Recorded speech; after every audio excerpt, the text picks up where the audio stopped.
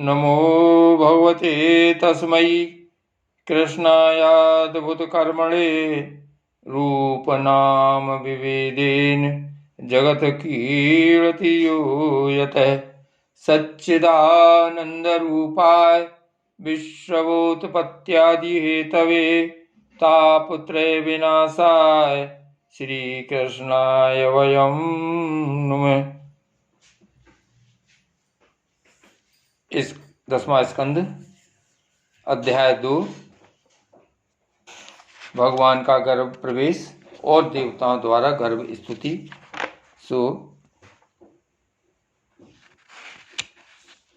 परीक्षित, भगवान शंकर और ब्रह्मा जी कंस के कैदखाने में आए। उनके साथ अपने अनुचरों के सहित समस्त देवता और नारदादि ऋषि भी थे। वे लोग सुमधुर वचनों से सबकी अभिलाषा पूर्ण करने वाले श्री हरि की इस प्रकार स्तुति करने लगे। प्रभु, आप सत्य संकल्प हैं। सत्य ही आपकी प्राप्ति का श्रेष्ठ साधन है। सृष्टि के पूर्व, प्रलय के पश्चात और संसार की स्थिति के समय इन असत अवस्थाओं में भी आप सत्य हैं। पृथ्वी, जल, तेज, वायु और आकाश, इन 5 दृश्यमान सत्यों के आप ही कारण हैं और उनमें अंतर्यामी रूप से विराजमान भी हैं। आप इस दृश्यमान जगत के परमार्थ स्वरूप हैं।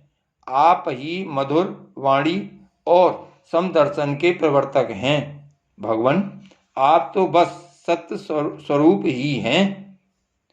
हम सब आपकी शरण में आए हैं। यह संसार क्या है? एक सनातन वृक्ष। इस वृक्ष का आश्रय है एक प्रकृति। इसके 2 फल हैं, सुख और दुख। 3 जड़ें हैं, सत्व, रज और तम। 4 रस हैं, धर्म, अर्थ, काम और मोक्ष। इसके जानने के 5 प्रकार हैं, श्रोत्र, त्वचा, नेत्र, रसना और नासिका। इसके 6 स्वभाव हैं, पैदा होना, रहना, बढ़ना, बदलना, घटना और नष्ट हो जाना। इस वृक्ष की छाल हैं 7 धातुएं, रस, रुधिर, मांस, मेद, अस्थि, मंजा और शुक्र। 8 शाखाएं हैं, 5 महाभूत, मन, बुद्धि और अहंकार। इसमें मुख आदि 9 द्वार खोलर हैं, प्राण, अपान, व्यान, उदान, समान, नाग, कूर्म, कृकल, देवदत्त और धनंजय। ये 10 प्राण ही इसके 10 पत्ते हैं। इस संसार रूप वृक्ष पर 2 पक्षी हैं, जीव और ईश्वर। इस संसार रूप वृक्ष की उत्पत्ति के आधार एकमात्र आप ही हैं। आप में ही इसका प्रलय होता है और आपके ही अनुग्रह से इसकी रक्षा भी होती है। जिनका चित्त आपकी माया से आवृत हो रहा है, इस सत्य को समझने की शक्ति खो बैठा है, वे ही उत्पत्ति, स्थिति और प्रलय करने वाले ब्रह्मादि देवताओं को अनेक देखते हैं। तत्वज्ञानी पुरुष तो सबके रूप में केवल आपका ही दर्शन करते हैं। आप ज्ञान स्वरूप आत्मा हैं। चराचर जगत के कल्याण के लिए ही अनेकों रूप धारण करते हैं। आपके वे रूप विशुद्ध, अप्राकृत, सत्वमय होते हैं और संत पुरुषों को बहुत सुख देते हैं। साथ ही दुष्टों को उनकी दुष्टता का दंड भी देते हैं। उनके लिए अमंगल में भी होते हैं। कमल के समान कोमल, अनुग्रह भरे नेत्रों वाले प्रभु, कुछ बिरले लोग ही आपके समस्त पदार्थों और प्राणियों के आश्रय स्वरूप रूप में पूर्ण एकाग्रता से अपना चित्त लगा पाते हैं और आपके चरण कमल रूपी जहाज का आश्रय लेकर इस संसार सागर को बछड़े के खुर के गड्ढे के समान अनायास ही पार कर जाते हैं। क्यों ना हो, अब तक के संतों ने इसी जहाज से संसार सागर को पार जो किया है, परम प्रकाश स्वरूप परमात्मन, आपके भक्तजन सारे जगत के निष्कपट प्रेमी सच्चे हितैषी होते हैं। वे स्वयं तो इस भयंकर और कष्ट से पार करने योग्य संसार सागर को पार कर ही जाते हैं, किंतु औरों के कल्याण के लिए भी वे यहाँ आपके चरण कमलों की नौका स्थापित कर जाते हैं। वास्तव में सत्पुरुषों पर आपकी महान कृपा है, उनके लिए आप अनुग्रह स्वरूप ही हैं। कमल नयन, जो लोग आपके चरण कमलों की शरण नहीं लेते तथा आपके प्रति भक्ति भाव से रहित होने के कारण जिनकी बुद्धि भी शुद्ध नहीं है, वे अपने को झूठ मूठ मुक्त मानते हैं। वास्तव में तो वे बद्ध ही हैं। वे यदि बड़ी तपस्या और साधना का कष्ट उठाकर किसी प्रकार ऊंचे से ऊंचे पद पर भी पहुंच जाएं, तो भी वहां से नीचे गिर जाते हैं। परंतु भगवान, जो आपके अपने निज जन हैं, जिन्होंने आपके चरणों में अपनी सच्ची प्रीति जोड़ रखी है, वे कभी उन ज्ञानाभिमानियों की भांति अपने साधन मार्ग से गिरते नहीं। प्रभु, वे बड़े बड़े विघ्न डालने वालों की सेना के सरदार के सिर पर पैर रखकर निर्भय विचरते हैं। कोई भी विघ्न उनके मार्ग में रुकावट नहीं डाल सकते, क्योंकि उनके रक्षक आप जो हैं। आप संसार की स्थिति के लिए समस्त देहधारियों को परम कल्याण प्रदान करने वाला, विशुद्ध सत्वमय सच्चिदानंद में परम दिव्य मंगल विग्रह प्रकट करते हैं। उस रूप के प्रकट होने से ही आपके भक्त वेद, कर्मकांड, अष्टांग योग, तपस्या और समाधि के द्वारा आपकी आराधना करते हैं। बिना किसी आश्रय के वे किसकी आराधना करेंगे?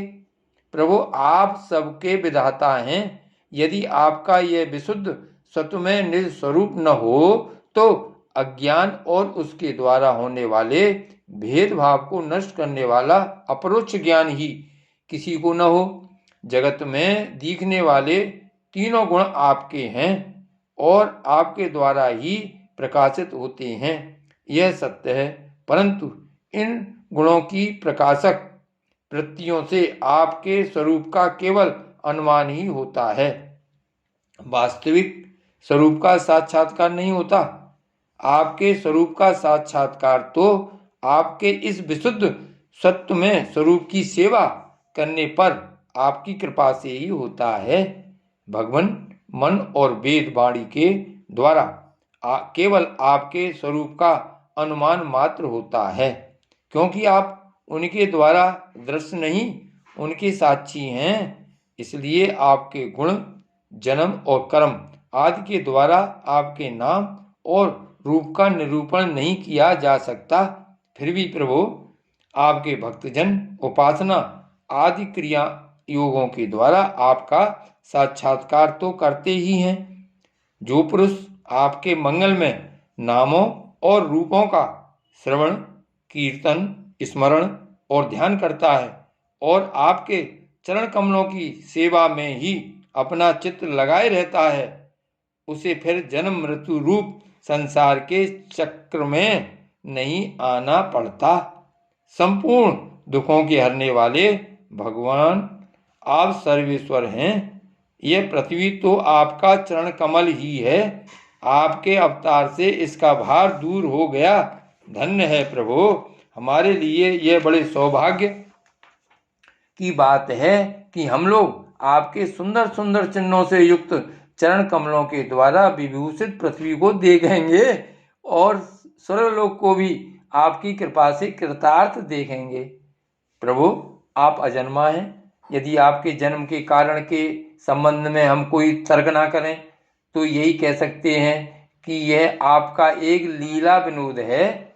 ऐसा कहने का कारण यह है कि आप तो द्वैत के लेस से रहित सर्वाधिष्ठान स्वरूप हैं और इस जगत की उत्पत्ति, स्थिति तथा प्रलय अज्ञान के द्वारा आप में आरोपित हैं।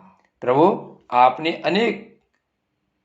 आपने जैसे अनेकों बार मत्स्य, हैग्रीव, कच्छप, नरसिंह, वराह, हंस, राम, परशुराम और वामन अवतार धारण करके हम लोगों की और तीनों लोकों की रक्षा की है, वैसे ही आप इस बार भी पृथ्वी का भार हरण कीजिए।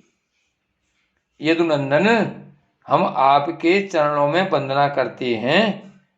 देवकी जी को संबोधित करके, माताजी, यह बड़े सौभाग्य की बात है कि आपकी कोख में हम सबका कल्याण करने के लिए स्वयं भगवान पुरुषोत्तम अपने ज्ञान, बल आदि अंशों के साथ पधारे हैं। अब आप कंस से तनिक भी मत डरिए।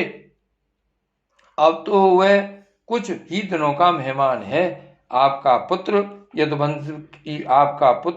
यदुवंश की रक्षा करेगा। श्री सुखदेव जी कहते हैं, परीक्षित, ब्रह्मादि देवताओं ने इस प्रकार भगवान की स्तुति की। उनका रूप यह है, इस प्रकार निश्चित रूप से तो कहा नहीं जा सकता। सब अपनी अपनी मति के अनुसार उसका निरूपण करते हैं। इसके बाद ब्रह्मा और शंकर जी को आगे करके देवता गण स्वर्ग में चले गए। श्री वल्लभाधीश की जय। श्री गोवर्धन नाथ की जय। श्री वल्लभ विठ्ठल गिरधारी, श्री यमुने जी की बलिहारी, गोपी जन वल्लभ गिरधारी, श्री महाप्रभु जी की बलिहारी। श्री वल्लभ विठ्ठल गिरधारी, श्री यमुने जी की बलिहारी, गोपी जन वल्लभ गिरधारी, श्री महाप्रभु जी की बलिहारी।